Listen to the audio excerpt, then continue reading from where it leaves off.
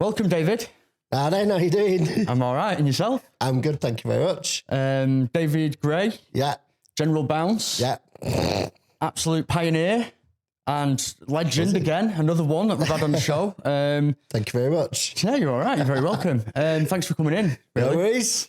I see a little studio. Yeah, little. Like I say, some things look a bit bigger on camera, don't they? Now and again. But yeah, I mean, this is the Tub, the Take You Back podcast, where we take you right back to the beginning of the time, really, of where, you know, music became your life. Right, okay. So it's not this is your life. Music became your life. No, but yeah, I mean, what have you been up to this week anyway? What have you been up to? Naff all, because I've got all the work that I needed to do with the label caught up for the next 2 months. I literally have nothing to do till after Christmas now. Right. What label's that? Right, Cheeky Tracks, my label, the digital label. Nothing to do with the old Bounce label that everyone confused it with. Right. Right, but it's like I've had that label now 10 years. Yeah. It originally started in 15 years ago. A couple of lads called Ian and Andy set it up. They were known as the Cheeky Boys in Leeds. Right. They used to DJ a lot of events in Leeds. Yeah. And they came back sort of like 2009 and set up a label in 2010. And all that happened was they got me involved with the label, and at the time it's like I knew quite a lot of producers who weren't really getting the stuff signed. Right, so I got all of them on board, and over time, gradually, it just ended up being I was doing all the signing the tracks, and I was setting up all the releases, and just over time, like I was gradually doing more and more with it when they sort of drifted away from it, Ian and Andy.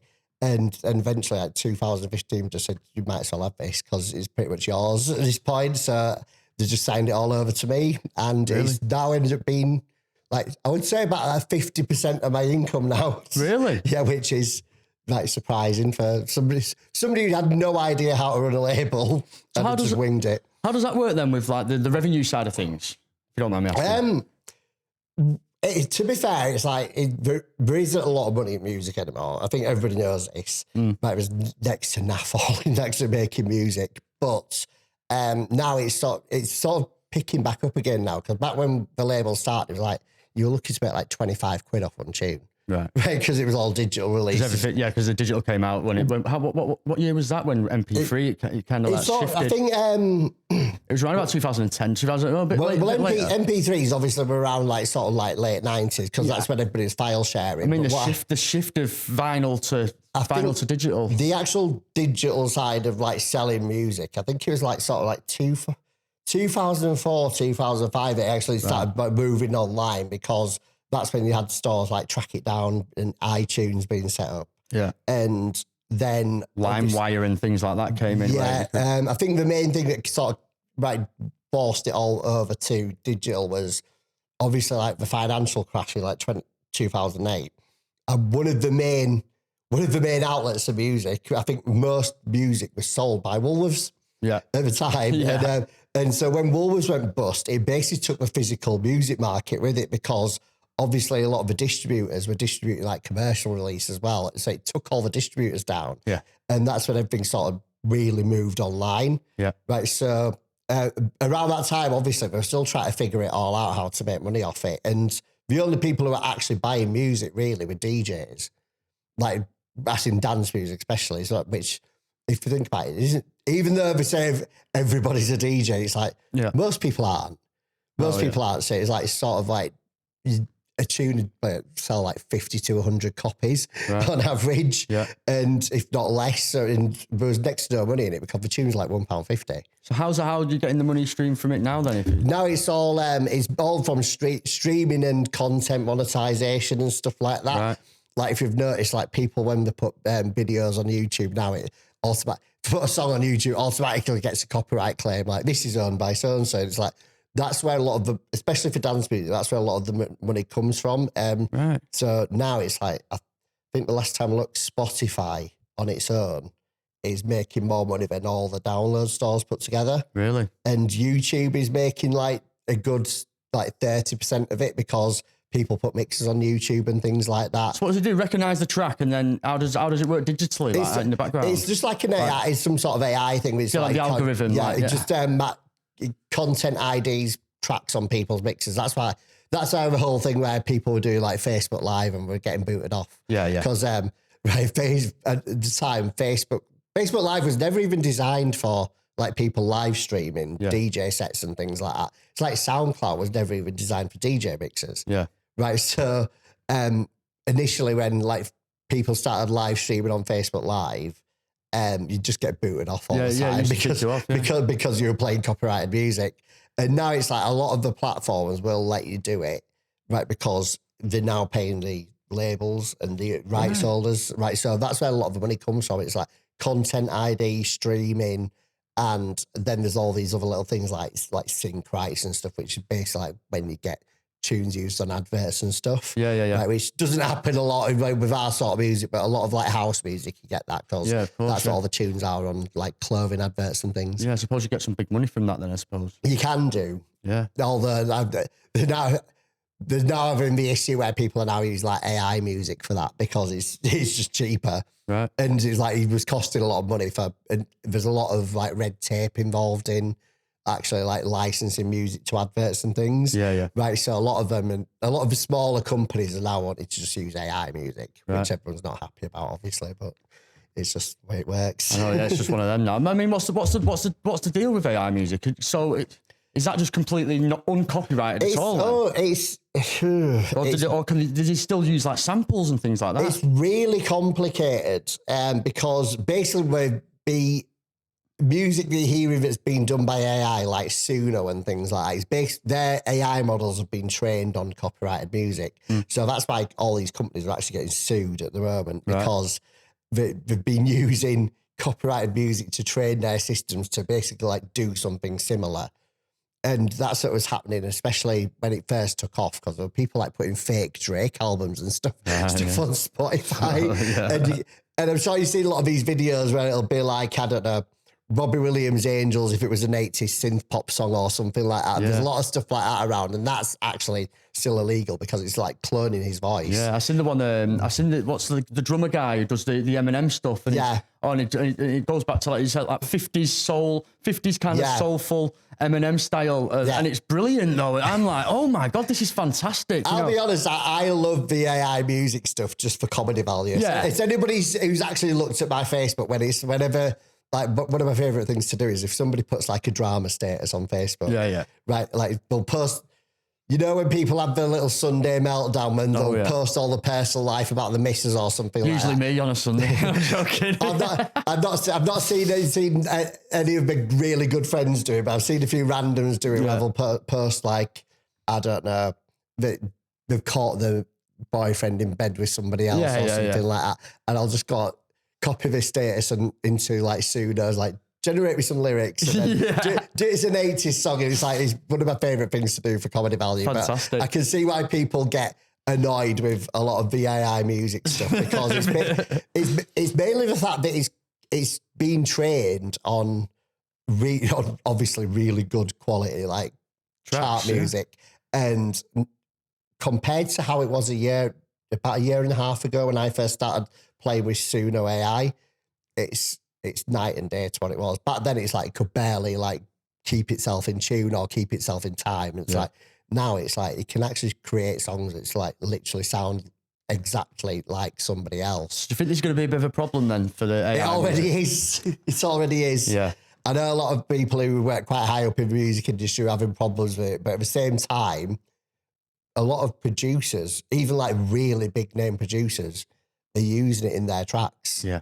Right, and now you're getting like all these AI tools in Ableton and things like that. Yeah, right, so at some point soon, you're just going to be able to type into like Ableton, say, make me a high pass filter that sounds like this. Yeah. And it'll instead of faffing about for half an hour trying to get it right. Yeah. Right, so in a way, it's got to be good for producers, right? Who like myself, I can't be bothered with the technical side of actually putting a track together because I can play 3 instruments. Yeah. I can play 3 instruments. I did A-level music. I can literally write harmonies and songs on a scale sheet, but the actual technical side of it bores the crap out of me. Yeah. Right, so it'll be good for people like me who can't be bothered with that kind of thing. ADHD kind of.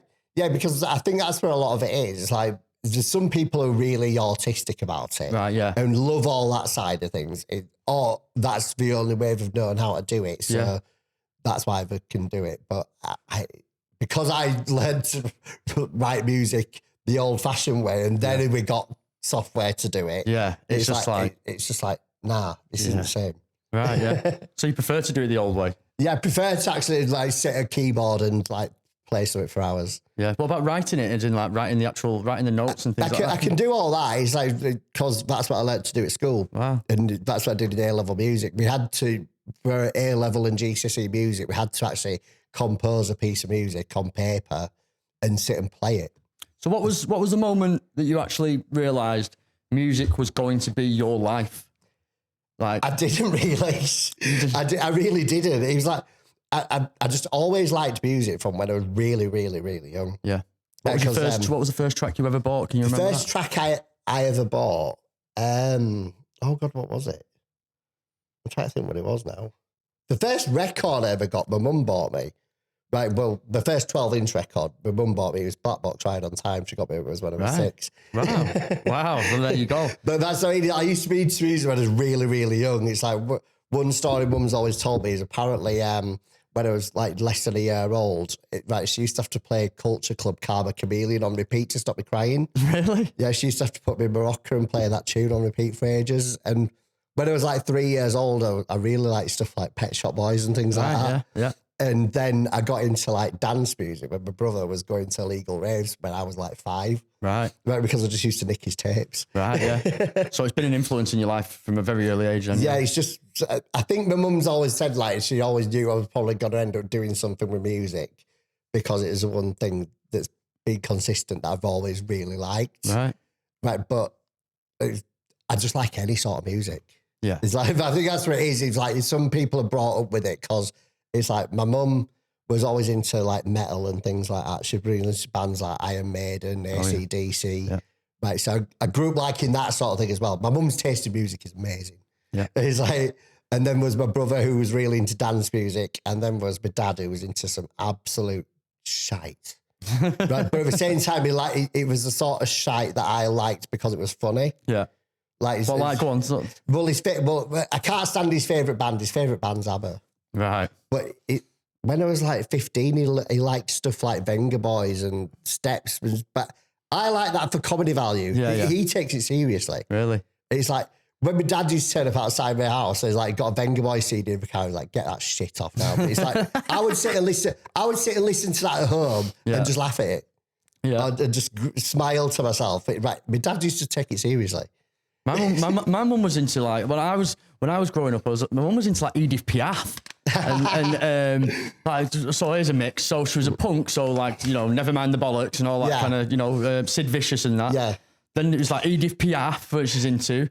No, where she sings. And what else was it? Like Gene Pitney and things like that. Simply Red, another big one. My mum loves Gene Pitney. Yeah, Simply Red, another, and all the Manchester bands really, because that's where we're from originally. But it's my mum. I think that's a kind of a mum thing, especially for people our age. Because it's like my mum was like real into metal and things like that. But it's like you'll go through a CD collection. You've got all the typical mum stuff like Michael Bolton, like Westlife, Josh Groban.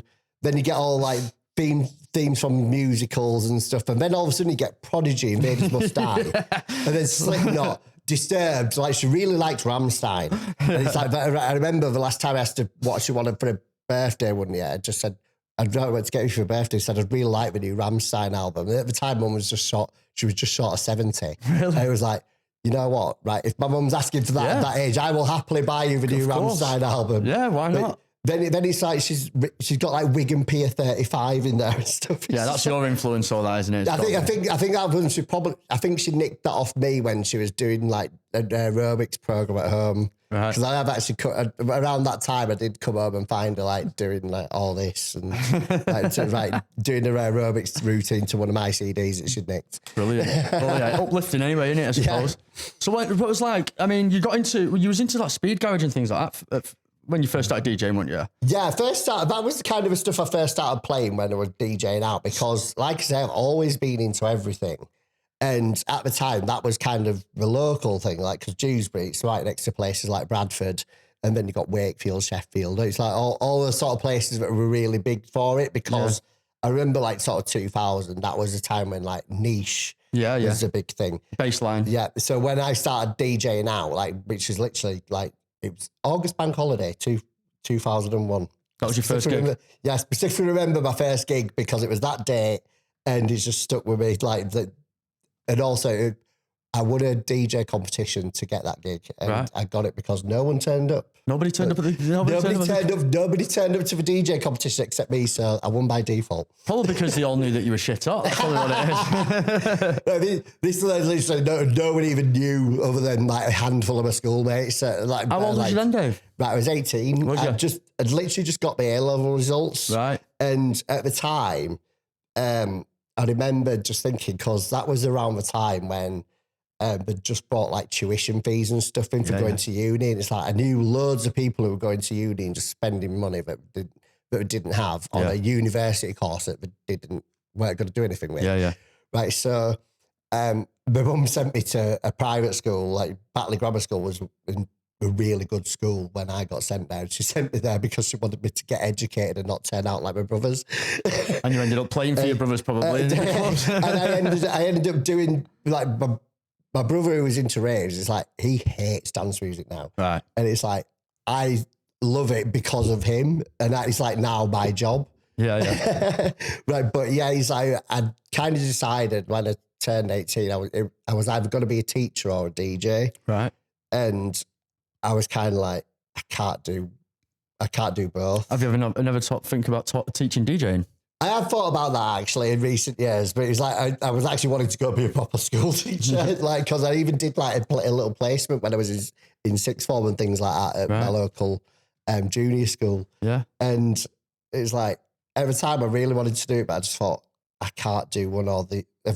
I can't do both. It's like I'd have to do one or the other. You can do both. That's the thing. You can kind of get away with it more now, I think. But back then, you really couldn't. So now they have like online. They have like school. You've heard of school, yeah? Yeah. SKOOL. Yeah. Which is like building your online communities and things like that. Which is basically teaching. Yeah.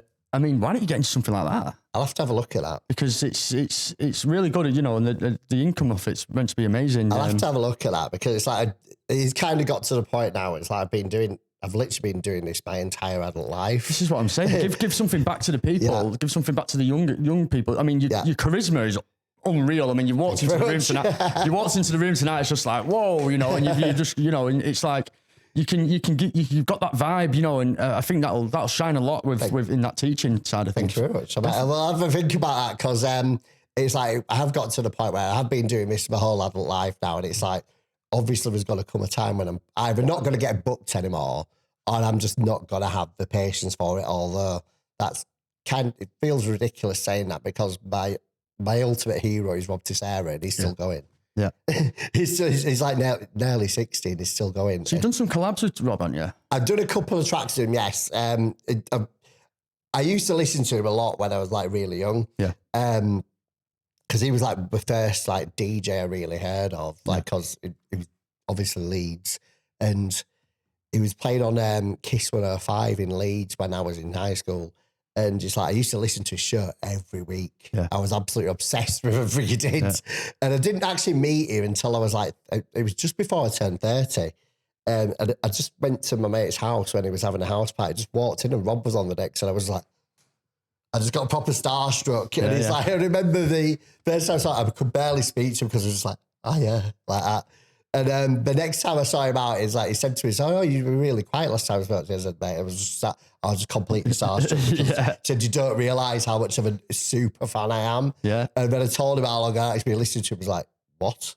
Right. And it was like he was even like reeling off like lists of tunes that he used to play on Kiss 105. He said, "How do you remember all this?" I'm just like, "You don't understand how much he used to listen to you." What you're like, right? But he's like, I even got to a point where it's like every time I saw him, he said, "Did you realise you're like, it was second coming of Jesus to me?" I'd tell him it every time I saw him in person. I still do it now and again because it's just like, I know it's cringe, but it's just like, at the same time, I'm just like, it's funny. I actually mean it. And Rob's even said that. He said, "I don't mind you saying this all the time because I know you mean it." Oh, bless. But Rob's a legend. So what got you into like? So how did that come about then? I mean, like you collab with him. I mean, what happened? What happened there? What's that story? He's done a few tracks with like people I know over the years, and it's like I've even signed a few of them to my label, and it's like there was just one day it's like I found a tune I wanted to do a cover version of, and I just thought Rob would be the perfect person to do it with because his like style of like hard dance music is kind of like it's a bit trancey, it's a bit banging, but it's like it's not too much. Too much one way, if you get me. I get what you're saying. So it's like I just thought I need to do this track with him. Yeah, and that was it. And we just cracked on with it. Nice. Yeah. So he's well happy to do that with you. And then, to be honest, he's played it out more than I have as well, which like kind of makes me happy because it's like I didn't really get that many opportunities to play it somewhere where I could really play it, and he did. So he still plays it now and again. So you've got like kind of a unique style yourself. Yeah. You know, if someone was to say, you know, what's the general bounce style, how could you describe that in one sentence?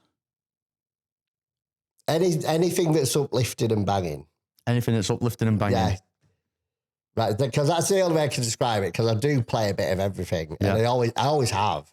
And it's like my style, like, people will say, oh, it's changed over the years. When I listen to it, I don't hear the change. Right. Because it's how I've always known myself to be.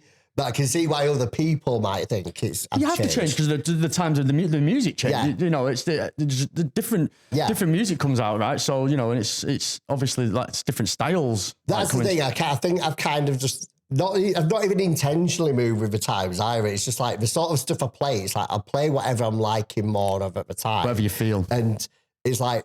Obviously, I started like DJing out, playing like speed garage and old school, and then the Scouse House stuff came out. I started playing that. I was playing a lot of hard house as early 2000s. That would have been, wouldn't it? Yeah, all early 2000s. Then sort of mid 2000s, started playing more hard house and things like that, like the proper like dirty, horrible stuff. Yeah. And then I got bored of that, started playing bounce again. Then bounce got boring. I got bored of that, so it's like I started playing the harder stuff again, but. When I listen to what I've played over the years, there's always a running theme to it. Yeah, what's that? What's the general bounce? What's the general bounce kind of thing? Anything that's just uplifting. Vocally? Like vocals, uplifting. Big drops, big vocals. Yeah, and it's just got to be like, that sort of stuff. That's best pumping, if it makes me go like then I'm like, that's my sort of thing. So we were chatting a little bit a couple of days ago about, you know, about the village in Manchester. Yes. I wanted to bring this up because we were talking about an event that they used to host there called Morning Glory.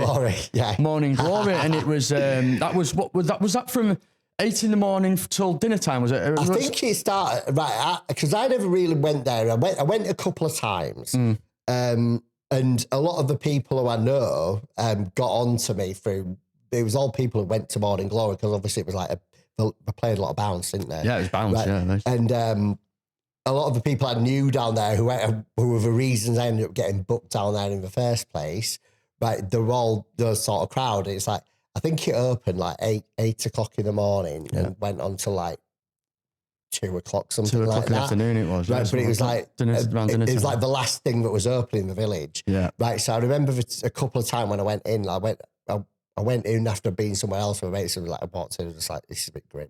Like, because it was like, once you got to like 11 o'clock, it was like, you know, where the wrong uns, it's Sunday afternoon. It's the wrong uns who are still left who've been up on Friday, because the one thing about the village is it never stopped. No, yeah. When I first started DJing down there, it was like the first time I played there was 2010. I got booked to play at a club called Spirit, which is where GAY is now. Yeah. And the first time I got booked there, I think it was Rachel Orban and Little Miss Natalie who were playing there. Right. And I remembered like that was the first time I'd actually played there properly, and like seeing what it was like. I think within like 2 hours, about 20 odd people had been carried out in a mess. Really? I was just like, this is fun. Yeah. It's the village for you. It was actually funny. It's like, I wasn't like looking at it just like, oh my God, it was like, I love this. This is my kind This is home. It kind of reminded me of like a gay version of medicine. Yeah. That's the best way I can describe it, because it's like, I remember going into medicine like 20 years ago being an absolute disgrace. Yeah. It's just like, it was the kind of same thing. It was just like the gay crowd. Medicine was a crazy place, yeah. But, that was like an afters club as well, wasn't it? I mean, it was a bit like Monroe's. That was an afters club kind of thing. I went to Monroe's once. That's the one club where I've actually been scared for my life. Why? What happened? No, I think it was just the atmosphere, because it was always like, the music was great. Music was great. I think it's more the fact that around the time I went, do you remember when we had the police roadblock there? Yeah. Right. I think we were driving down there. It's just like, obviously we got stopped by the police, car gets searched. I think that put you on edge a bit at first. The week before, what happened was, it was the first time I went to Monroe's, I'll be honest. And I used to know a few people from Accrington when I lived up near Blackpool, over Wyre. Yeah. I knew a group, like a family that lived from Accrington, the Russells. Shout out to the Russell family out there. And so the eldest sister took me down there because she used to go to Monroe's quite a bit. And so we all went down there in the cars, and we was in there, we was having a laugh, we was partying and doing whatever. And we were sat in the chill out room, which was how can I describe it for the people listening and watching? It was a tiled room. It was like being in a changing room for a football club. Like, it was, wasn't it? It was, yeah. So it was a changing room with the wooden seating, like wooden slats as your seats, and like tiles everywhere. And that was the chill out room. Yeah. And it was like, so there was a few of us were sat in there just like chilling out, obviously, getting ready from the chaos, getting away from the chaos. And we just heard people screaming, and we was like, what's going on here? And then everyone started running towards us. Yeah. And we looked up, and I just seen this guy. None of the music went off, by the way, right? So the lights came on, and I just seen this guy, and he had like a balaclava on, and he was just hacking this guy up with a machete about this big. And he was just going for him, and he was just hacking this big dude up, and it was like, and everyone was screaming and running out the doors. I thought it was a fire at first. I was like, oh, it's a fire. And we just looked up, and I can't get the picture out of my head. I could never get the picture out of my head. Thing is, what happened was the next week we went back, right, for some strange reason. I don't know what it was, but we decided to go back there. So we was in the car, we was going back. Oh yeah, like it was just normal, Yeah. How old were you at the time? I was about 21, about 2021. So it would have been 20 years ago. So you're looking at about 2015. I think it was was it 2004 when it closed? 2005 it would have been. 2000, was it 2004 it closed? I think it was either 2004 or 2005. It was, I think it closed a few months later, maybe because of this incident. I'm not sure, but so the police they stopped us. We was like, oh yeah, it's all right, everyone's all right. Everyone's got the keep your bits to the side or whatever, Next thing, dog jumps out the car. We're like, no, get rid of the stuff quick. You know what I mean? Get like, do whatever. So the dog searched the car, and he found in the bottom of his glove box, there was a baccy tin full of like baccy, but a tiny bit of resin weed in the bottom, and it found it, and this dog, and I was like thinking, that's sort of a drug dog zoo. I couldn't believe it, but we all went in, and it was, the mood in there was weird.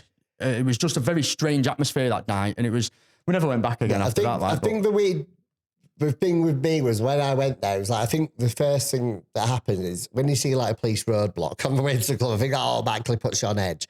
Yeah. And it's like, it was just like, there was just an undercurrent of violence, if you get it.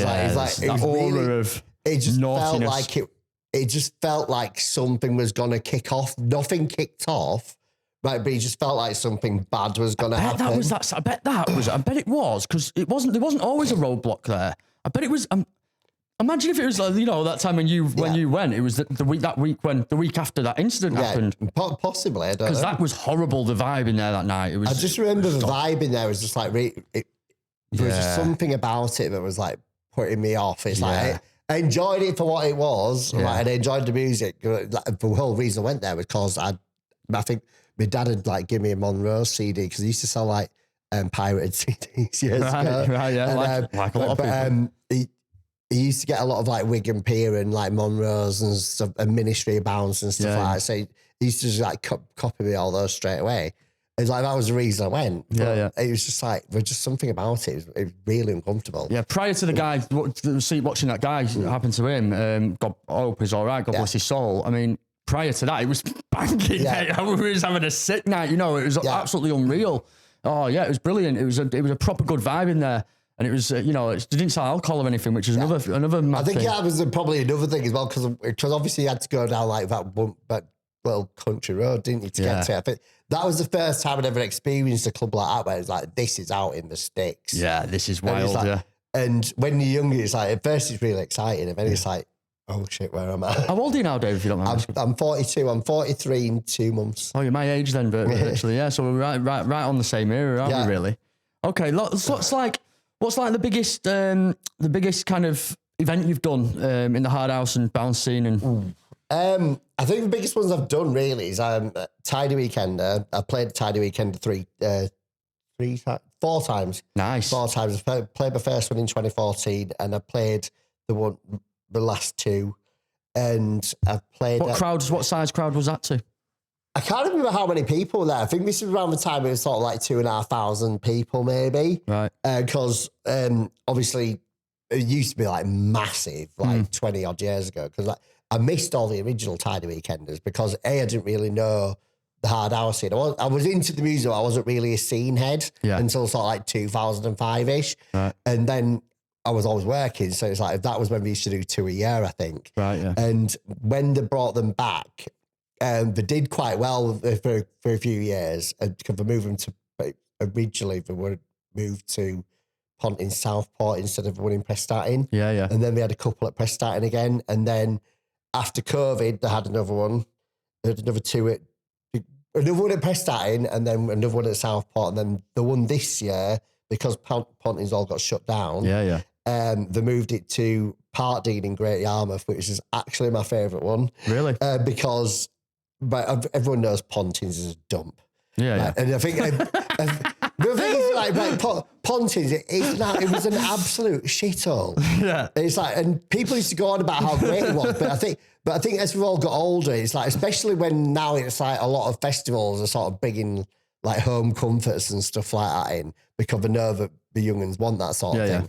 It's like when it moved to Great Yarmouth, I've been to that holiday camp loads of times with my family. Right. And my parents still go every year. Yeah. Right. So as soon as it's familiar for you anyway. Well, as soon as I moved it there, I thought it's going to be fucking brilliant now, because it's going to be, it's nice. Yeah. It's actually, you're not going to catch Legionnaire's disease every time you go in the shower. You're not going to get food poisoning just cooking your dinner. Yeah. And it's like, there's actually nice food to get on site and things. Everything's spread out, so you're not all piled on top of each other trying to sleep for everyone's parties. Yeah, yeah. And also, it's just the whole layout of the place just made it more fun, because there's more to like go and explore. How many people are they getting to them then? I can't remember how many they got for this one. It's like, I think on average they're getting sort of like 2,000, 2,500 people for them now. Is it? Yeah. Right, which is good. It's just obviously, like years ago, you used to get like 4,500 in Pontins, I think. Yeah.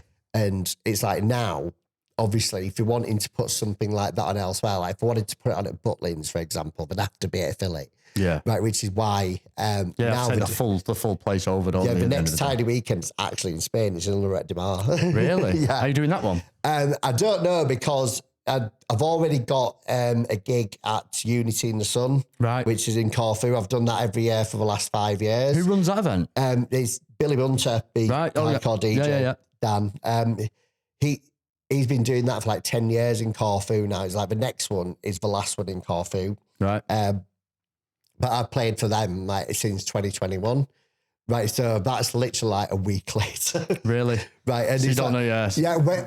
To be fair, when they said we were doing Tidy Weekend in Spain, it's just like, I'd love to go, but it's going to be a lot. It's going to cut. It's the money, and also I'm literally going to be coming home from Spain to go straight out to Corfu. I've just noticed your wristbands there, your Unity wristbands. Yeah, I've kept most of them. A couple of them have broken, but yeah, these are the ones. I've played all these ones. Have you played them all? Yeah. I played everyone since 2021. Because the one in 2021, I actually booked just to go for holiday. Right. But at the time, a lot of the DJs who were booked to play couldn't go out there because it was still just after COVID. Yeah. And a lot of them weren't allowed to travel and things like that, because I think they still had those silly rules there. If you weren't vaccinated, you couldn't fly and stuff like that.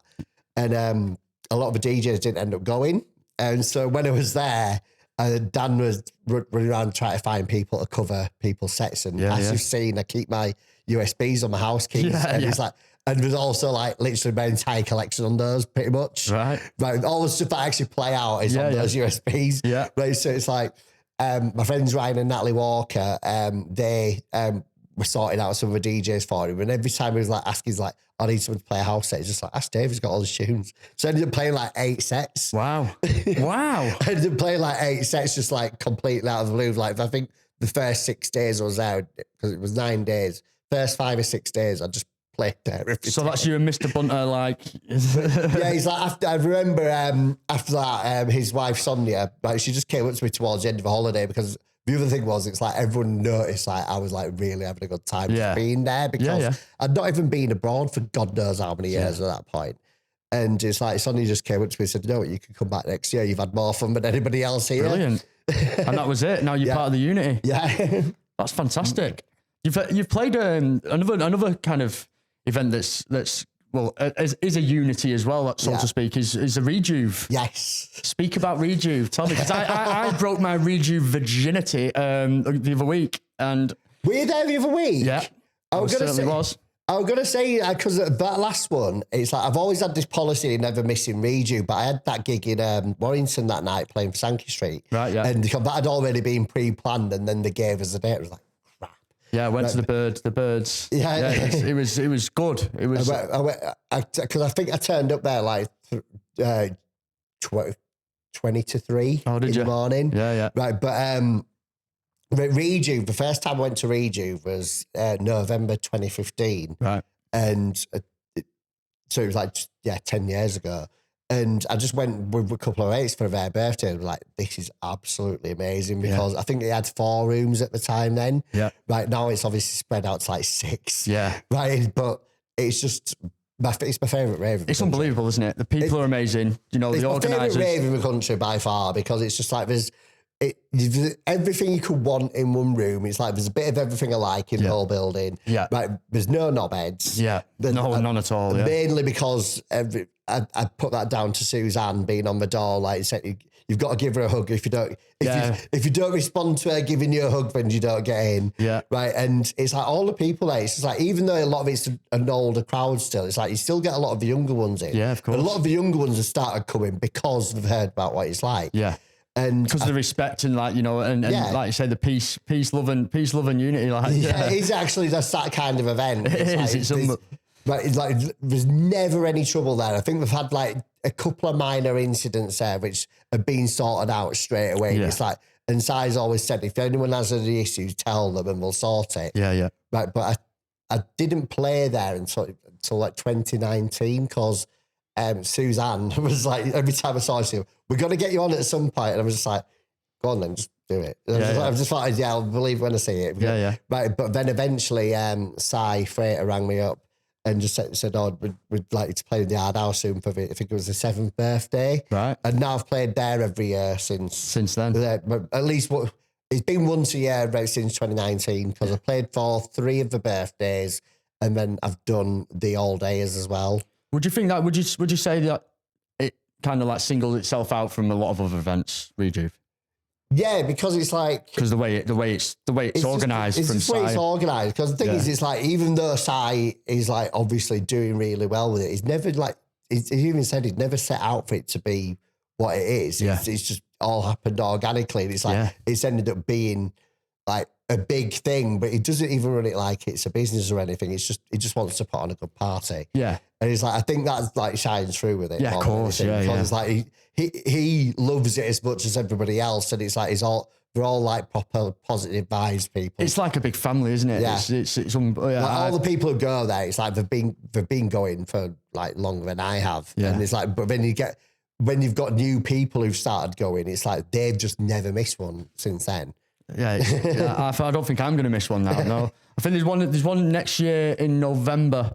I think they put the dates out the other day. The next 14th of November. I'm going to March. The next one, isn't it? The next one is March 7th. Yeah. I can't remember when the all day is, but I know it's usually the August. It's like the second Saturday in August. Yeah. And then there's one that's second Saturday in November as well. That's basically the 3 they do every year. Yeah, it's my birthday, the next one. So I'll be definitely... Well, it's my mate's birthday as well. So it's like I'm checking in for his birthday because he's never been before and he's like 23. So It's like, one of my best mates is like, he's a lot younger than me, but he's really into like old dance music. Yeah. So like you said, there's something for everyone there, which is unreal. I mean, I was in the hard house kind of the hard dance room, and it was just absolutely off the scale. Well, the thing is, it's like a hard dance room. It's like there's loads of like little hard dance and hard house nights now, but it's like some of them don't even get as many people as what that one room in Rejuve does. No, it was and unreal. Also, it's like the people who go to Rejuve in that room aren't necessarily hard house scene heads. It's all just people who just like it. Yeah, of course. Yeah. It's just like a mix of everything. Yeah. And just like I was just looking around. It was just like the mix of people. It was like the only thing that I could describe it being close to was would be like a side trance event. Yeah, with that kind of vibe. Everybody's free spirit, you know, and it's just like side trance. Side trance is very much like that, and it's it's just like everybody's be yourself. Yeah, and you don't get that many places anymore, and it's nice. Yeah, it's like, but I have noticed that, but that's one of the things that makes Rejuve stand out. It's just like nobody gives a shit about what state anybody's in. Yeah. Like when there's no like people looking down the noses at each other. There's absolutely none of that. Like, which I do find, like you do get some might be events where you get a lot of the younger crowd in. Like I went to Mint Warehouse every week to see it was Morgan Seatree, Kyle Starkey, and Tasia and a guy called Dart played. It's like the music was amazing. In Leeds, Mint Warehouse. Yeah, the music was amazing all night. And it's like, the one thing I noticed more than anything was, because I've noticed this at a couple of other nights where it's like we've had a younger crowd in. And this is not me dissing the younger crowd at all in any way, right? Because most of the lads in there were sound. What you usually find is you get a lot of the girls who just shove people out of the way. It's like they'll just like literally push you out of the way. It's like a few of us like said the girls have got really bad club etiquette. Yeah. Drunks, cocaine and alcohol, I think, is a blame. I don't even think it's necessarily that. I think a lot of it is like one of the main things I noticed like over nights where you've had this with younger girls. It's like they've usually got the phones out on Instagram. They've like got the selfie camera on, dancing in TikTok like that. Yeah, there's someone ruins it. They're like, yeah, and it's like they'll just shove people out of the way so you don't ruin the shot. Oh God! But the lads don't tend to be like that. I will say you don't get loads of girls like that, but you do get a lot of them. And it's like the lads are all sound. It's like I've got somebody like sending like talking to quite a few people. It's like you usually find that they're all. Like a lot of the lads who go to those sort of nights are actually proper music heads. Yeah, of course. Yeah, so just go on to you've done some other podcasts, haven't you? Yeah, I did one with a guy called Jay Viper the other week. Yeah. He's had that. We've had that planned for absolutely ages because I think we were going to do it sort of around August, but we've both had a lot on. So what's his background, Jay? He's been DJing sort of a lot of the old school nights and things like that recently in Liverpool. I think he's been around on the Liverpool scene quite a long time. Has he? Right, because he's sort of like 10 years older than me, I think. Right. So I've not really heard of him before. I've seen him about like events and things like because he played a few of the events that we've had on at the 051 since it reopened. I need to go there. Right. I need to go there because it's like I remember going to that club like 20. It was like 2004. 051, yeah. Yeah. I know. They just did a Sopranos event there, didn't they? Yeah, we did. So that was meant to be I was meant to be going down, but something popped up. I can't remember what it was. But yeah, something happened. I used to absolutely love going out in Liverpool. I know. Do you know what? I've not been out too much in Liverpool, to be fair. But I want to start going out around there, doing some events down there. Maybe. Yeah. I need to get into my DJing more a bit. I need to start doing that so I can get my name back out there. But I'm gonna say, how long have you been doing it now? I've been DJing. I learned on 1210s or 1200s. I learned on when I was 16. So that would have been 2000, maybe about 2000, 2001. Yeah. I've been DJing for. Never really got into like the side of. I never really bought the music. I used to buy the music for my mate who was a DJ. I was the MC. So I could. I was. It was one of them. So you bought him tunes you could MC over. I bought. Maybe. Yeah, he was called Mad Hatter. Ben Dickinson used to do the Santries. DJ Mad Hatter. Is he from Preston? No, he's not. He's from Overwire, which okay. Yeah, which like near Blackpool. Right, because I've heard of a DJ with that name like playing around here before. Yes, Yeah, right. Yeah, that was a long time ago. Yeah, it would have been early. So so early 2000s. Yeah. So we used to do Wigan, we used to do cricketers together. Yeah. You know, PMB and Ricky got me. I remember playing it for crick. Oh yeah. We'll get onto that cricketers. So yeah, I've kind of like I've been flirting with it in and out. You know, mental health and things like that. It doesn't really help being in. It's drug orientated, a lot of it. Do you know what I mean? Yeah. So I kind of like flirted in and out of it because I see myself going sometimes, and I'm like, I need to pull myself back in, rein it in, Paul. You know, and keep, because I'm an electrician, you see. Yeah. So, and you know, I've got a career, like, so that's my main focus. You need to be straight headed for that. You need to be on the ball for it, really, because you can't be going into people's houses, you know, no sleep from like from a tidy weekender, you know what I mean, and start wiring people's houses up. It's not really. It's not really justifiable when the house burns down or anything, is it really? So, you know, I can't really be starting to do things like that. Yeah. So yeah, I've always had to keep kind of a straight mind frame. That was the handy thing with me. It's like I always went to like call centres and stuff like that. Right, although I did have I know the type. Well, but when I worked in call centres, like a lot, especially sort of like the early 2010s when I was actually DJing out quite a lot, I did have quite an important job really, because I was an insurance claims handler for home insurance claims. Right. And it's like, if it was like winter, it's like we were always busy because like there'd be like floods and places like None that. of them were electrical fires, were they? No. But we'd have like floods and things like that to deal with. It's or there'd be a big storm, and it's like people would be like phoning up saying my roof's disappeared and stuff like that. So what was your reaction to that then? It's like I can imagine your character. I was actually really good at my job. I was actually really good at my job. I'm surprised there. Like, it was like, because it's like people used to go on about how like blunt I could be with people, and I think, but that was in my personal life. Yeah, but going about how blunt I could be, it's like, and I think a lot of it was because I had to do the customer service thing at work. So it's like,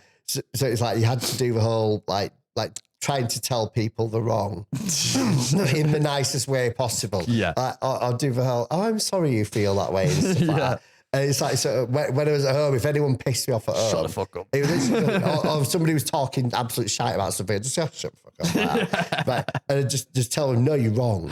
Yeah. Right? It's like now, since I've actually been doing music for a job, and now I'm not having to put a customer service act on for somebody else.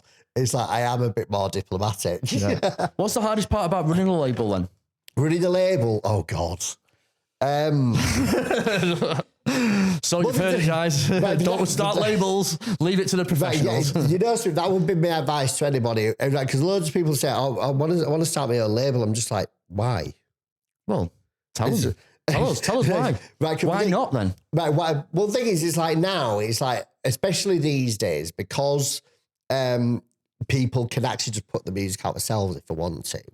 Right, you kind of got to make sure that you can offer something that they can't do themselves, or that somebody else can't do. Basically like an agency. It's just an agency, really, isn't it? It's basically, at this point, a label more than anything is a platform, right, for an artist, like to use. Yeah. Right, so you've got to be able to offer, like, and say, for example, like new producers. A network. Yeah, you've got to offer them like something that nobody else can, like getting the tunes played by certain DJs, getting the tunes on Spotify playlists and things like that, which can be hard because because this is the thing, people don't even know how to distribution.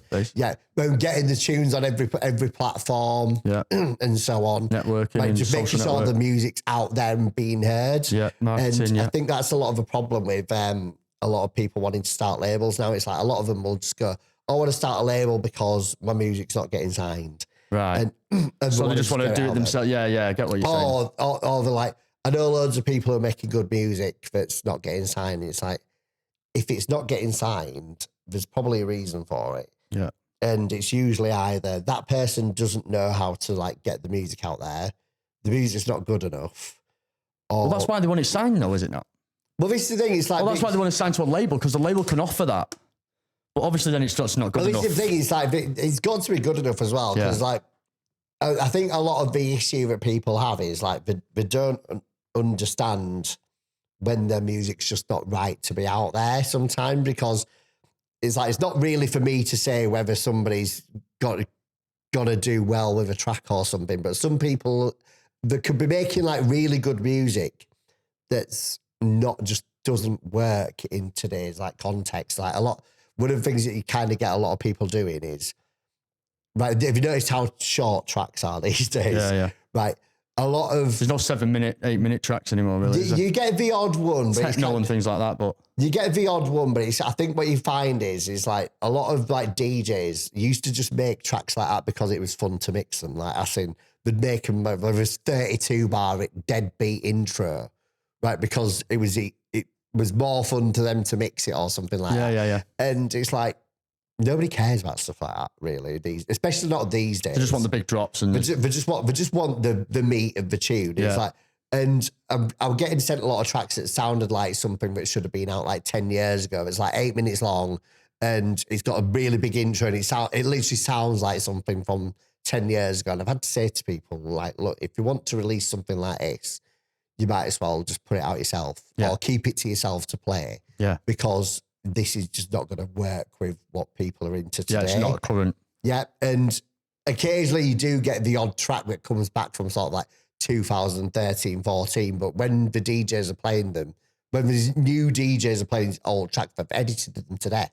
So that's probably is that one of the biggest changes you've seen then in that shift? Yes, because it's at first it used to annoy me. At first it used to really annoy me because it's like I'd be getting sent like extended like mixes of tracks that were like 4 minutes. Yeah. It's like some of them were like just shorter than like the radio edits of tracks from like 20 years ago. Yeah. But what a lot of them do now is because they know that most tracks get heard on like Spotify and things like that first, they'll literally just make a short track and then just like the bits that you mix in and out, they'll just tag them on the end. Right, yeah. And it's like, the main thing I've noticed is how short some of the tracks are, but it doesn't bother me anymore as long as the tracks are earning the length, if you get me. Yeah. Because, sorry. I know it sounds wrong. But it's like, Sorry.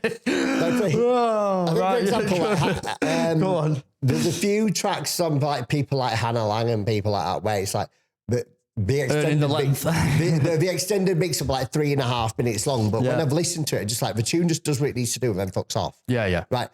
So if it was any longer, it'd be a boring track. Yeah. Right. But does its job and then disappears. Yeah, of course. And then there's other tracks that I've heard where people have made them short because they want people to play them. But it's like when you've listened to it, it's like this is too short because it's like there's not enough going on. It's like I've even had to say to people when I've signed track for us, you need to add like, even if it's just an extra 24 bars, like an extra 30 seconds worth of music, right? That can make all the difference. Yeah.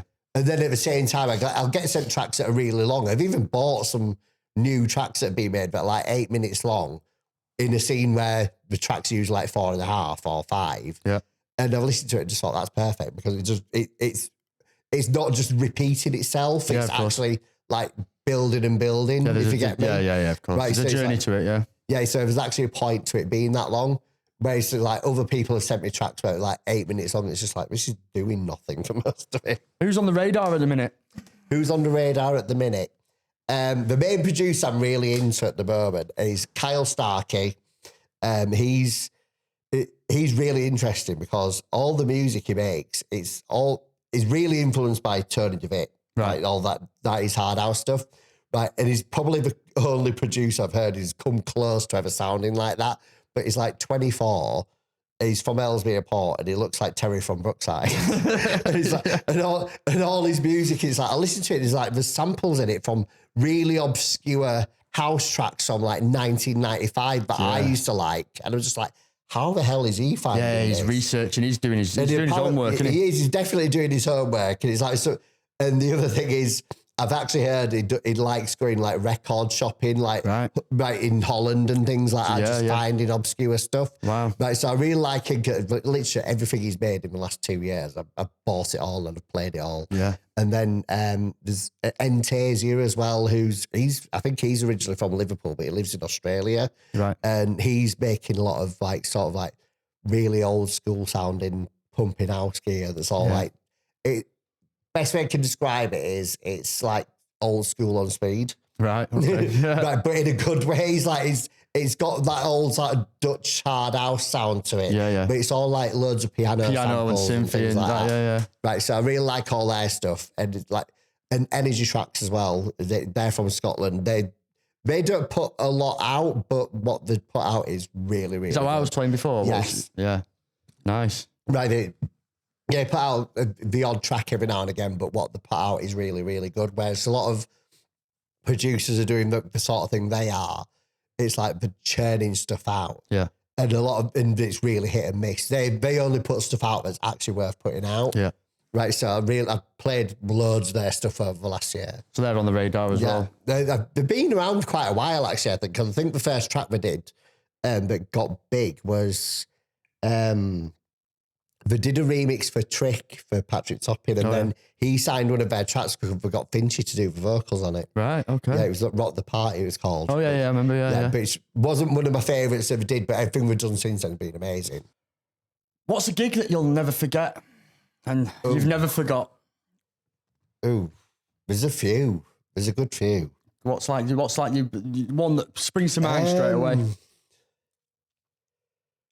Well, all the Tiny Weekenders I've done, like especially the first one I did. Not even that you've played. The one that I don't forget Leeds Love Parade. Was it? Yeah, in 2000. No way you went to the Love Parade. I was 16 at the time. Oh wow! But it's like that. The main reason I won't forget it is because it was. I think even to this day, it's like the biggest rave the country's ever seen. Yeah. Right, because I think the official figures said for like 250,000 people. Wow. But it was more like 300,000. Yeah. But I remember when I went, it's like, because I was like only 16 at the time, my mum like tried to ban me from going. Right. And it's like I just said to mum, I said, I'm going shopping.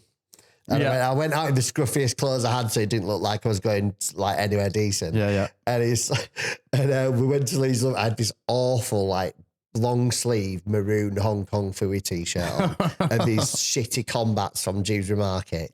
And I went there, and then I didn't realise how big it was going to be at the time. It's like, it was literally on every news channel. Oh, yeah. And when I got home, it was like 2:00 in the morning. Like, mum just said, it's all right, I've seen you on telly. Did they? Yeah, it's like she recorded like I think it was either Look North or Calendar News or something in Yorkshire. And so he's just showing a video. It's like the Dave Pearce dance anthems truck going past and me just going, oh. It's just like, yeah, I got caught going there. That's the main one I remember. And also, was it free for all then? It was a free rave, yeah, because it was based on the original like Berlin Love Parade. The Berlin Love Parade, right? yeah. Because that's when I think it was like a million there, wasn't there? The Berlin Love Parade, I think they used to get like nearly 1 million people there every year, right? But it was around the time when that was at its peak, and then BBC One, well, BBC Radio 1 actually decided to do a British one, because obviously at the time they had all the big dance DJs on the radio. Yeah. Right. So they did their own version of it. And it was pretty much the same sort of theme. It's like just a load of big arenas in the field and then loads of trucks driving around with different sound systems on each one. Yeah. And that was the thing. It's like, even if you're like, I think there were people like took the babies and stuff there. Yeah. I remember, in fact, I specifically remember seeing one of the gate crasher heads. Obviously, they used to get dressed up like and all the fridge magnets and things like that. Yeah. They actually got the son dressed up like that. The son was like 5. Wow. And so he took him out dressed as a crasher kid. That's one thing I specifically remember seeing from there. So Love Parade, yeah. And also the first ever rave as well, which I went to when I was in Germany on a school trip. Tell me about that one. I can't remember what the name of the club was called now. But the first time I went to Germany was on a school exchange trip, because one of those things where you go live with a family over there for like a week and then foreign exchange. Yeah. And my mate's exchange partner was like really into dance music, and we basically because it was middle of Carnival week as well in Germany as well, so there were loads of like parades going on and things. Whereabouts in Germany was it? Well, we were in Dusseldorf, but the rave I went to was in Cologne, which was like, I can't remember how far away it was now, right? But my mate's exchange partner, she said, "Do you want to come to this thing in Cologne with us?" And we went to Cologne, and when we got back, the police were looking for us because we just disappeared. Right, We just fucked off and left everybody. And he's like, that was where I took my first pill as well. Was it? Right, because it's like that's at the time. It's like that's when like trance and things were big, but it's like all big in Germany like a year before it was big over here. Right, so it's like I heard loads of tunes that I'd never heard before. And then I went and bought them all the next day because there was a record shop next to a school. Right. There was like a big hypermarket and in it was this huge record shop. Yeah. Right. So I ended up buying loads of tunes while I was over there that I'd heard that day. And then a year later, we're all out in Britain. Yeah, that's crazy, isn't it? Yeah, I was always like, yeah. It all starts in Germany. A lot of it all did start in Germany. The house scene, the house music. Yeah, it's like my little sister's German. All right. My stepmom's German. My dad moved over there when I was young. Yeah. He moved over there when the wall came down and they started rebuilding the east side. Yeah. In Leipzig. That's an awesome place as well. I went to a techno rave out there. It was one of my sister's first raves, actually. First techno rave that she went to. We went to a club called Distillery. Yeah. It's very famous for techno, and it's, what a experience. Germany is like, of all the countries I've been to, is like Germany's my favourite. Because Germany's unreal. I don't know what it's like now because I haven't been for God knows how many years. But when I first went there, it's like, I couldn't believe how friendly everyone was. Yeah. It's like, they really love the British as well. Yeah. Like, considering what we all say about that. I know, yeah, it's crazy. You think you get kind of this kind of, you get kind of, what kind of a, how can because I say, of the a war. false sense of, because of a false sense of, the war and all this kind of thing. Yeah.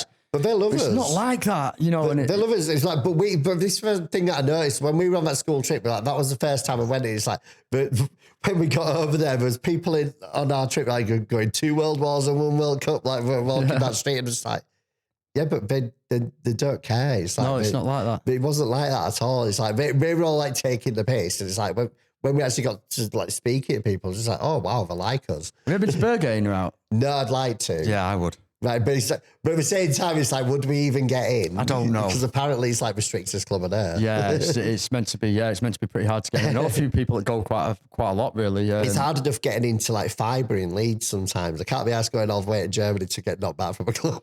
Yeah, it's worth it though. I think it'd be worth the experience just to even try. Because if you do get in, I mean, there's something else in there, isn't it? Apparently. Yeah, exactly. It's very, very. How can I say it? Very one of a kind. Yeah. Yeah, the panorama bar. You see some interesting like photos and stuff from there. Yeah.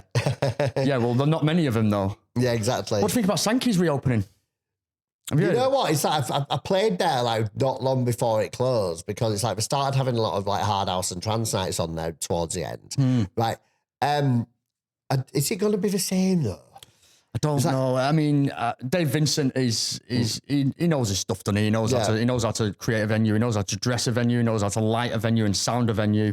I mean, and he knows how to promote a venue at the end of the day. And I think he's behind it. So I think it's going to be pretty special. I think the only issue I have with it is that the first thing I noticed was obviously there's got to be no phones and no cameras policy, which is perfect. Like, right, you know what? It annoys me stuff like that because it actually.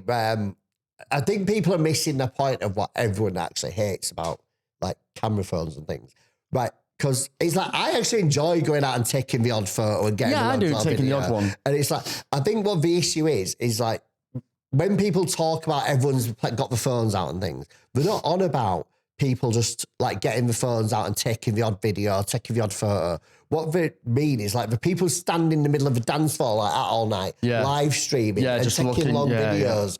And not enjoying the night. Yeah, not enjoying the night. That's all people are actually bothered about. Yeah. Right. Because it's like that night was on about a Mint Warehouse the other week. When I actually bought the tickets for it, we didn't have this policy in at the time. I've just recently bought a no cameras policy in. And it's like, we got there, it's like putting stickers on his phones and stuff. And when we got there, they were literally throwing people out just for having the phone out for like 2 seconds. Was they? Which is like, fair enough. I know you've got a no cameras policy. But that's ridiculous. Yeah, yeah. And it's like, actually, I got thrown out at one point because I literally just like took, I think Morgan Seatree was playing somebody's tune that I know. And I just wanted to get a video for that. Because like a few of my mates' tunes got played that night. It's like when it's a big I just thought I need to get something to show them it's getting played. And it's like when I had literally had my phone out like 2 seconds. Next thing you know, I'm getting dragged out by one of the bouncers. Not literally dragged out, but he just said like sort of escorted me out. And I was just like, this is a bit much. Yeah, I've been kicked out of that place as well. I've actually seen, well, the thing is, I saw somebody get the drugs taken off them and they let go. Yeah, the rugby tackled me in the middle of the dance floor. I didn't really know. I think there was a bit of Mandy knocking about. And I was just like, I was a bit like, oh, where's your little damp finger going? I was like that, and it was just the next minute, boom. Yeah, and I was gone. I saw somebody get the drugs taken off them, but then get like to go back in. They got them taken off them in the toilets, and then it's just like they got allowed back in. And I just thought, but you're literally like treating people like criminals or like taking having a phone.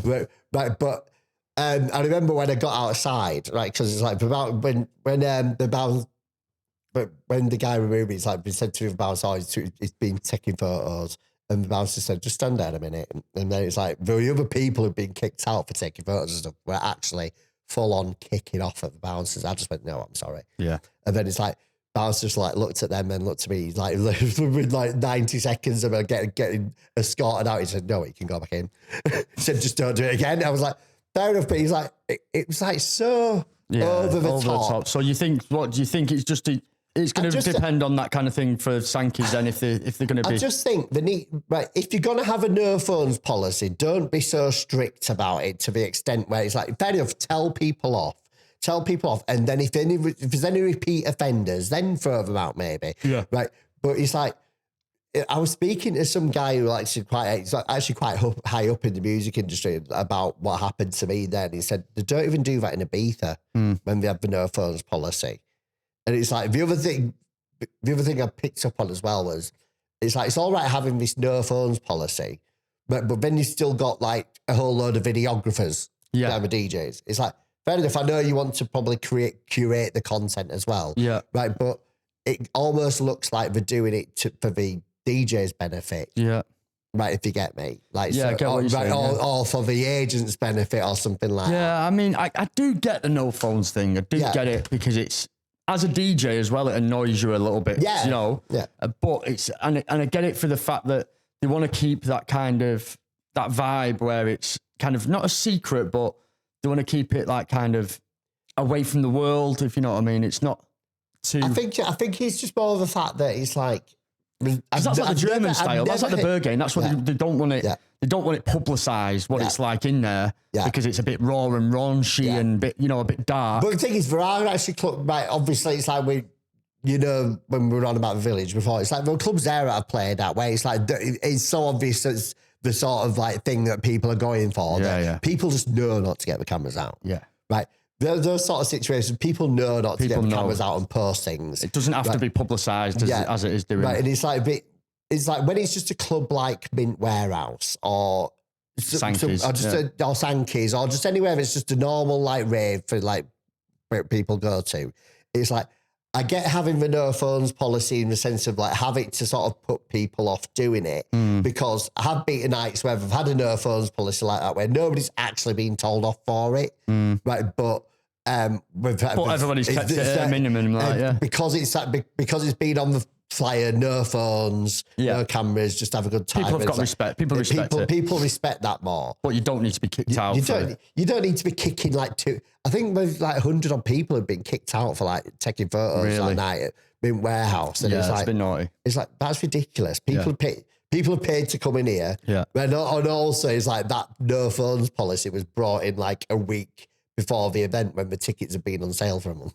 Yeah, that's a bit naughty, yeah. Yeah, definitely. But it's just like, really, nobody's bothered about people just taking photos or videos. Obviously, if somebody's taking the piss and like stood in the middle of a dance floor with the flash on, like filming footage and live streaming. Yeah, of course. That's a different matter. Yeah, definitely. Right, I think people need to like realise there's a bit of nuance to it, shall we say. Yeah, of course, yeah. I mean, I went to a club called The School in Amsterdam. Yeah. Just outside Amsterdam, and that was pretty special. That was like I watched Seth Troxler there. Yeah. So, you've heard of Seth Troxler, obviously. And that was very special, very up close and personal. It was absolutely unreal. I mean, it was only open for so long. They only had the license for so many years. underneath a high school. It was wild, like, and that was kind of the same. You know, they didn't advertise the no phones thing. It said as you was walking in on the door, you know, where you give our ticket or whatever, and it just said, you know, keep your phones to a minimum or whatever, keep your mobile phones away. Everyone respected it, you know. Yeah. You know, the person I was with was that off her face. She was getting her phone out, videoing Steph Trucks. I was like, sort your head out, you know, get your phone away. Stop being disrespectful to the culture. Because it's more like a culture kind of thing, you know. But she didn't want to throw her out or anything for it. It was just like, you know, just calm it down a bit. My attitude to it as well is, if your night's that good, then people won't have the phones out. Yeah. Right, because it's like I've done it before. It's like when it's like I've been like filming like a little video of somebody playing, and then it's like 10 seconds into it, and then I'm just like, I've had enough. I'm having a dance. It's like because you actually feel like you don't want to do it. If you're wanting to enjoy the night that much, you don't want to do it. Or it's like good few people I know. It's like when they've been out somewhere where it's like they don't have any of this like no phone stuff, right? We'll go out and have a good time, and it's like we'll get home and just, I've realised I took no photos because I was having too much a good time. If the night's good enough, people won't do it. Of course, yeah. So what other annoyances as a DJ do you think? Give us some. We can talk about loads, can't you? But I mean, obviously, play this song for us. You know, when you get the old pisshead coming over and.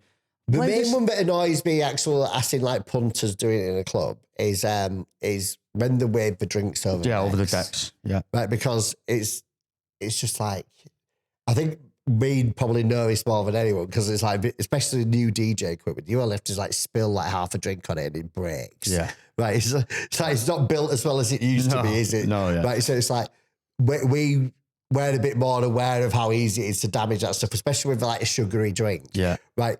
But especially if it's your own as well, yeah. Yeah, but it's just the amount of like people I know. It's like they'll literally like come over and speak to you, but they'll be waving the drink over the decks, even though or putting it on the side where, it's like even if you just put it down, like I'm not too bothered about that as long as they're careful about putting it down. Obviously, it puts you off your set, doesn't it? You know, but when they're like talking to you and waving the drink over it, it's just like because it's like you know as well that because it's the customer who's doing it, and it's like.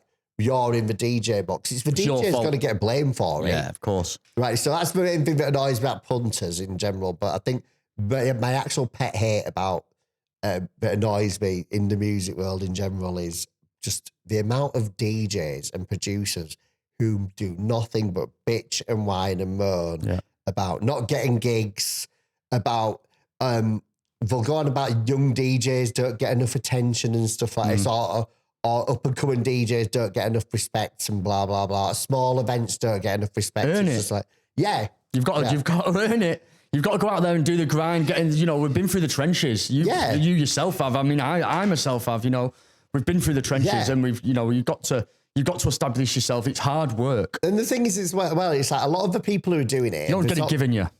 Yeah, a lot of the people who do a lot of the moaning are the ones who go on about how much they do it for the love. Oh, yeah. For the love. And it's just like, I remember John Neal saying this like about 15 years ago. He said, if you're just doing it for the love, you're not asked enough about it. Yeah. He said it shows you're not asked enough to put effort into what you do. Yeah. Right. Because you're just expecting like you'll play sets for free. Yeah. Right. But because you're playing sets for free, you won't get good enough to actually be worth paying. Because you don't feel like, yourself. Yeah. You're not putting your heart and soul into it. Yeah. And it's like I think at the time when he said that as well, there's a lot of people putting like small events on and things like that. And he was saying like, well, if you're not willing to spend money on it, then you're not asked enough about it. Yeah. Because we're saying, but we're just doing it for the love. We're not bothered about making any money. And it's like, you want to be bothered about putting money into it to make it worth going to. Yeah. And I think that's one of the main things that annoys me more than anything. Yeah. It's just like, right, because I get it quite a lot as well now, because obviously it's like, this is my job. And it's like, I get people asking to book me who are like my friends, who've got a little night on somewhere, and I'll say to them, look, it's going to be X amount of money, and we'll go, can't afford it. And just like, but if you would have our mates, so we don't try to make money. Mates rates. And I'll say to them, it's my job. Yeah, it's your job. Yeah, of course it is. And he said, it's my job. And I've even said to a few, look, if you're not willing to actually spend, because I'm not exactly expensive either. It's like, I said to him, he said, if you're not willing to spend money on me, you're not going to get anyone bigger either. Yeah. Do you have an agent? I do at the moment. He's not really my agent as such. He's just one of my friends who started like representing a few, mainly a couple of like the younger DJs and like hardstyle DJs. Right. And he asked me if I wanted to like work with him because I was always really funny about having an agent because it's like I'm not at the right level to have like an agent, if you get me. Right, it takes a lot of work off it though. Like, it just takes a bit of weight off the shoulders. I think the main thing he did was, when I spoke to him about it, I just said, look, I said, obviously most of my gigs I get from these people, like regularly. As long as I don't have to send them through you, I'm not bothered. And he's like, and I said, I know that he can get me other gigs as well, which he has. Like within like a month of being starting working with him, he got me gigs that I wouldn't have had otherwise. Yeah. Like, because he just what he does is he actually puts people's names out to different events. So he's worth the 20%. Right, so he's actually been worth it. He doesn't even take 20%. He's like,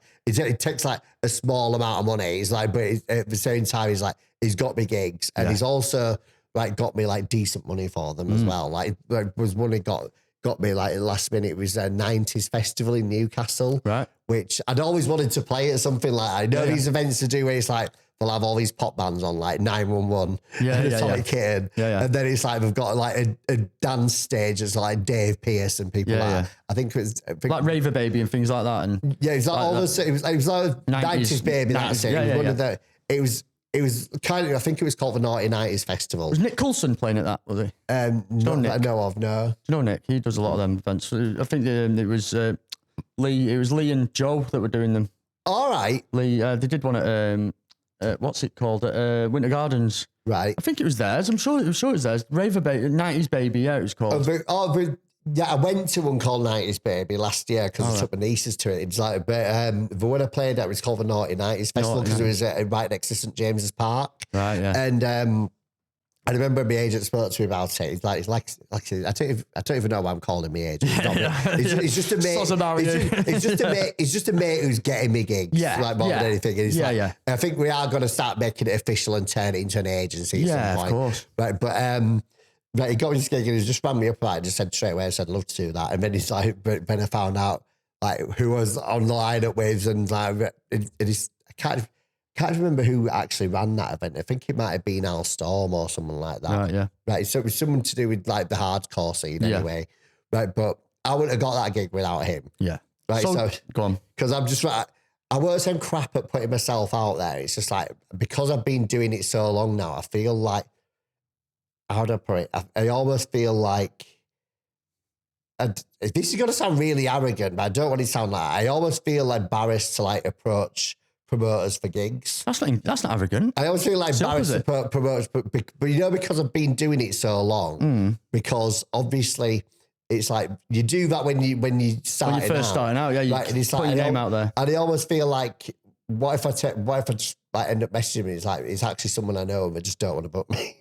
I think that's what he's more than anything. He's like, because it's like there's a whole, like when people go on about people saying, don't you know who I am and stuff like that. Yeah. It's like, the worst thing that they can actually say is yes. Yeah. Because they might know who you are, but they don't give a shit. That's it. It's like, but it's like, if you went into somebody, don't you know who I am? It's like, if they went, no, it's just like, that's all right. Yeah. If it's somebody you know, it's like, because, well, yes, we know who you actually, are. Fuck off. See you later, mate. Because that's why you'll never catch me ever saying that, because I've actually said that to people. I know someone who did it once, and I saw it about to do it at clubs. I think he said, I don't think you realise who I am. And it's just like, I was like, looking at him just going, no, you can't say that. Oh, yeah. See you later, mate. And actually, bye, little boy. I remember saying to like later on, he said, did you realise that he might have known who you were, he just didn't give a shit. Yeah, that's it. So you'd recommend an agent to DJs then? If you're getting enough gigs where you've kind of put, how do I put it? Like if you're one of those people who's actually built yourself up enough to be able to like ask for a decent wage. I mean, I've always said to people that like, the whole DJing for free thing, it's kind of undermined everybody really, because now you've got this whole thing where there's loads of DJs out there who will happily play for free, right? Because they think that's the only way they'll get gigs. It's like, we've all done it as well. Yeah, of course, yeah. Right, but it's like at some point you've got to put a value on yourself. Of course you have, I think a lot of the time people are too scared to put a value on themselves. Right. But all you've got to do is actually just like when people ask, most of the time that people will ask you, oh, how much do you want to get paid? And it's like, if you just tell them like it's an amount that's not unreasonable, then What would you say is not unreasonable? What would you say is not unreasonable? Okay, so you're in Leeds. So say an event in Manchester, put it, just stereotypically, an event in Manchester holds 500 people, charging a tenner in per person, and you're introducing the headliner for an hour. What would kind of a roundabout figure? I couldn't put a price on it because it's like everyone's worth what they can ask for. Yeah. That's how it all depends. It all depends on how many people the event's holding. So when I used to be an agent, when I used to same again, an agent. No, when I was working for a couple of friends, booking events for them, sometimes that's what we used to get asked. So I used to get asked that. I used to have to ask them questions. Yeah. How many does the event hold? How much is your door? And what's basically your budget? Yeah. You know what I mean? For per artist, really. So, I mean, if it was me charging you, like if I was an agent for you, charging you out for something like around there, I'd say probably about 400-500 quid. I just say it's like, it depends. I always say, or am I well off there? No, it's just like, I think it's just like, it depends where the event is. It depends how far you've got to travel. Like I say, Manchester, Leeds to Manchester. It depends how much you want to do it, and it depends on the club and the promoter. I know the bounce scene is very, very tight on the wages. Yeah. Compared to your tech house and things like that. I think it's very, very different. But that thing is, when I worked in the Gay Village for like 10 years, the main one I worked at was Void, which is where Morning Glory used to be before it got sold. And when I played there, it's like, I worked out that in the time I played there, like I got paid more than what a lot of other like things I've been doing over the years have paid me. Like when was bounce nights, I used to play it in Wakefield like 20 quid. Really, yeah. Right. But that was like when I was still getting my name out there. There's and it's like sometimes it's like there were certain events that would like you'd be there anyway. Yeah. Right. Because it's like I always just saw it as like at one point it's just been a paid night out because right. I'd have been there anyway. Like read you. It's like I'm there anyway, even if it's like I'm not playing there. Yeah. Right. So it's like it just depends how much you want to do the event and what you actually how far you've got to travel. It's like because some places like if I'm traveling out in the sticks, like I've been asked to play like gigs in like Southampton and places like that. But it's like and then it's like I've looked at the train tickets, like £200 to get a train back from like here to Southampton. But it's like I've got to take that into consideration, haven't I? Yeah. So when I was booking events for the lads that I was doing it for, they'd have a rider. Yeah. So you'd have it's all proper, where the bouncing's not like that because it's kind of like it's not established. It wasn't established as much as that then. Yeah. It probably is now. It's different now. It's got a bit bigger with all the hard dance and everything. But so I'd have the rider. So your travel would be included. Your hotel would be included. Yeah. Whatever drinks were going to be behind the stage, like we'd have a bottle of Grey Goose or whatever and a bottle of something else. With all the mixers. That would all be on the rider. And then you'd have we'd want a few girls behind the stage with us or whatever, or and things like that with whatever guest list we wanted, and then it was obviously the wage on top of it. Riders. Then it was the wage on top, which I used to get the 20% of, and it was like that's how it should be, in a sense. I've seen some ridiculous riders. You always hear about people having ridiculous riders. I know people who aren't even that big, who, when they've been asked for a rider, they've asked for something ridiculous just to see if they'll get it. Yeah. But because it's usually been one of those things, I've never been asked for birthday cakes or something. I'm not going to say who this is. In fact, the person who did this, actually, will probably post about himself at some point. Yeah. But I remember a couple of people I know, they asked for a rider. I think they asked for a square jar full of Blue Smarties. Right. And a monkey on a motorbike. Really? And they actually got it. What was it? A little teddy bear of a monkey on a motorbike? Yeah, we got a little teddy bear monkey on a motorbike. And they actually got a jar of Blue Smarties. Fantastic. A square jar of Blue Smarties. And it's like, the people who actually bought a load of Smarties and picked the blue ones Brilliant. That's Wayne's World all over that. It's like, I know people have asked us some like ridiculous stuff on a ride. Mine's usually a bottle of Buckfast. Yeah, is it? Yeah. And it's like, there's been a couple of times when it's like, but I've got to the club and we said, we couldn't find it anywhere, sorry. I'm just like, I weren't actually expecting it. It's just there to, if you can get me it, get me it. Yeah, that's it. Right. And also, I think one place said, "Oh, we couldn't give you it because we haven't got a glass license." Right, which is fair enough. which is fair enough. It's like I just said to him, I weren't actually expecting it. No, just give me some drinks. Yeah, it's good. I mean, some people do take the piss a little bit, don't they? Yeah. But I liked that job. It was pretty cool. You know what I mean? It's just like you say, just a mate doing a few favors. It was good. Yeah. So what? Who would you say is on the radar for like young producers? No, you said that. Who would you say is on the radar for like young like DJs in a sense? Young DJs. Yeah. I mean, producers are kind of like that goes hand in hand. I think it's like for both the same thing now, aren't they? Now you've got to be a producer, haven't you, to get somewhere as a DJ nowadays? Well, I don't even think it's necessarily that anymore. I almost think we're going back to the time when it's like, because let's be honest, it used to be like you had DJs who knew how to be DJs. Yeah. Then you had producers who just made the tunes and knew how to make tunes. It was separate, wasn't it? And now it's like, because a lot of producers actually don't want to be DJs. But to get paid from the production nowadays, like properly, you've got to go out and. Well, it's why a lot of them like especially for like making all the tracks themselves, will just like engineer for people. Yeah. Right, because it keeps them out of the ghostwriting, you mean? Yeah, when they like don't want to be in the spotlight, because I think that's a lot of the thing that people don't like as well now. It's like, it used to be that DJs would be just in a dark corner somewhere. Yeah. Now it's like the front and center on the stage. Oh, yeah. Right. Or they've got the whole 360 thing now where they're in the middle of a dance floor with everyone surrounding them. Yeah. Right. So it's like a lot of them don't like that because it's like they're introverted. Yeah, because a lot of producers are very much like that, you know, and they're very, very introverted. Yeah, it's why they like doing this sort of thing. Yeah, because it's that kind of job, isn't it? It's that kind of stuck in a room, you know, going over the same like LFOs or doing all like you're doing.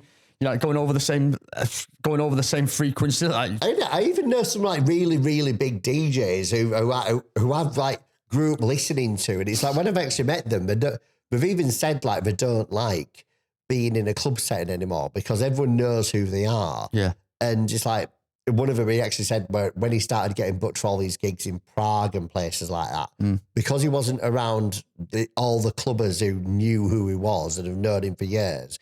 He was actually able to let go more and enjoy it more because no one knew who he was. So the anxiety levels are down. Yeah, so it's like he's not having to worry about like people coming and chewing his ear off about how great his music is and things like that. Yeah.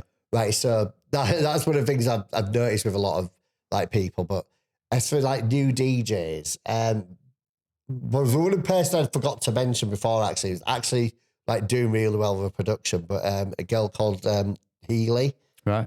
She's from Hull. Right, but she's just blown up in the last like couple of years because I think she's played at Creamfields twice. She's played at a Lost Mines Festival in Newcastle a few times, and she started like really producing there about 18 months, 2 years ago. Right, and I actually signed one of her tracks like just before Christmas this year. Well, Christmas last year. Yeah, and it got released in summer. It's like it was just a tune that I signed where it's like I just thought, I know this is going to be amazing in the club. And it was. And it's like, I remember showing it to a couple of people, and because it was quite simple, it's like, we were saying, you wouldn't have signed this like 5 years ago. And it's like, well, I can't say whether I would or not, but I know that this will work. And I remember when I was playing this track out, it's just like, it was going off everywhere I played it. Really? Right, but yeah, the girl called Lily Healy. Lily Healy. Yeah, she's doing really well for herself at the moment. Really? And she's also made loads more tunes since then as well. Have you signed any more of us? I've signed another,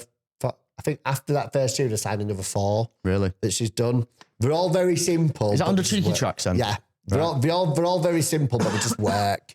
So what was the difference between Cheeky Tracks, Bounce, and Cheeky Tracks, your Cheeky Tracks? Right. It was all white labels, wasn't it? The white labels, it was Sight Unknown who made them all. So yeah, that was it. Because they were all just like, I think they were originally tracks that were started making for like hardcore sets. And then it's just like, because obviously a lot of the stuff you could just like slow it down and edit it a bit. It's like then you could make it into like a bounce track. So that's how they started. But that was obviously just a bootleg thing. Right.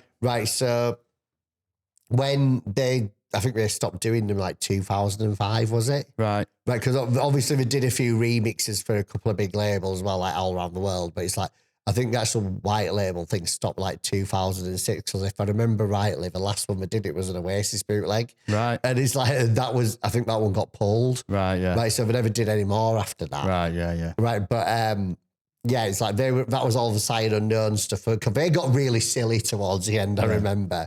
So right, but there was some decent tracks. The first ones they did, sort of like, the first 10 that they did were really, really, really good. I think it was like, maybe like 11 or 12 that were really, really good. And then after that, I think it got sort of like volume 17 where they started getting silly. Like volume 17 and 18, I remember that there was like, that was the Lock and Load and Renegade Master one, and then the launch one.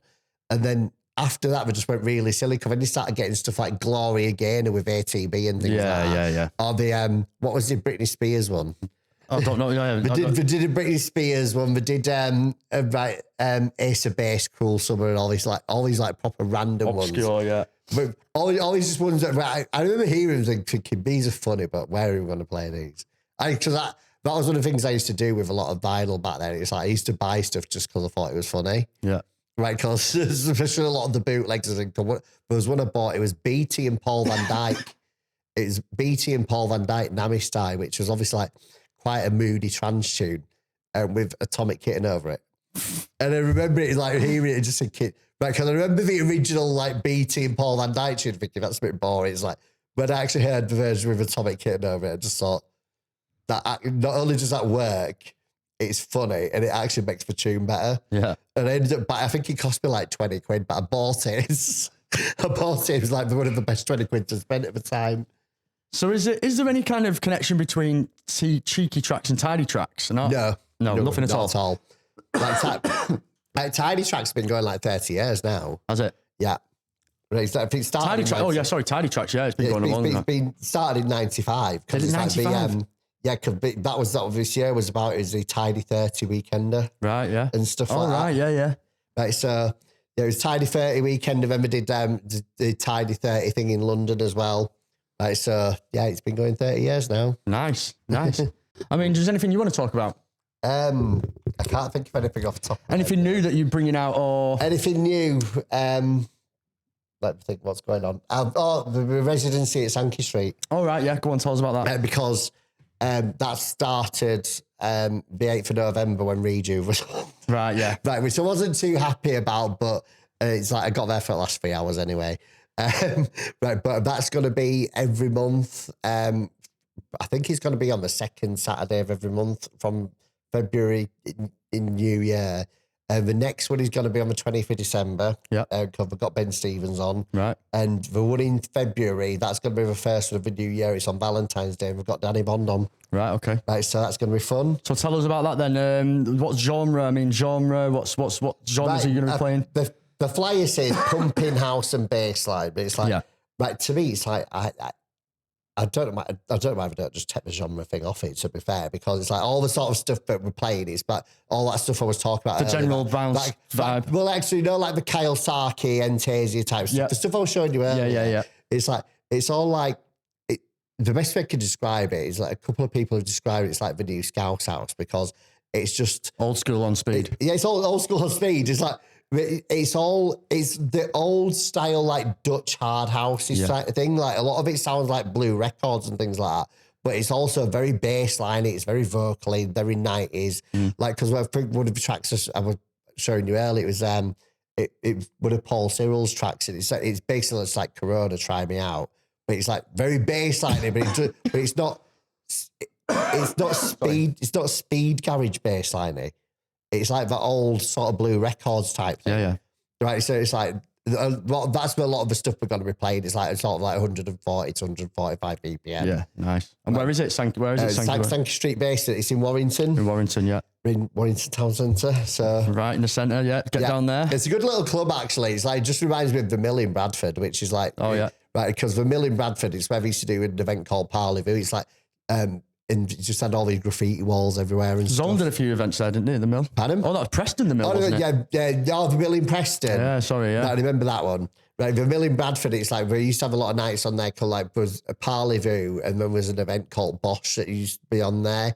Right, so it's like a lot of like hard house events, but like the sort of club I mean, it's like one of those got graffiti walls everywhere and stuff. Proper right, raw. So, yeah, it's just, right, Sankey Street basement is just a rave cave. Yeah, that's what we like. It's That's what we like dirty, dingy, kind of dark, everyone's off the nut kind of rave caves. Yeah. Yes, that sort of place. Nice. Well, thank you very much for coming into the show. No problem. I hope you've enjoyed it. And I've enjoyed your company. We're probably going to get down and mixing some tracks again now. And But yeah, thank you very much. No problem, mate. Thank you for having me. Cheers.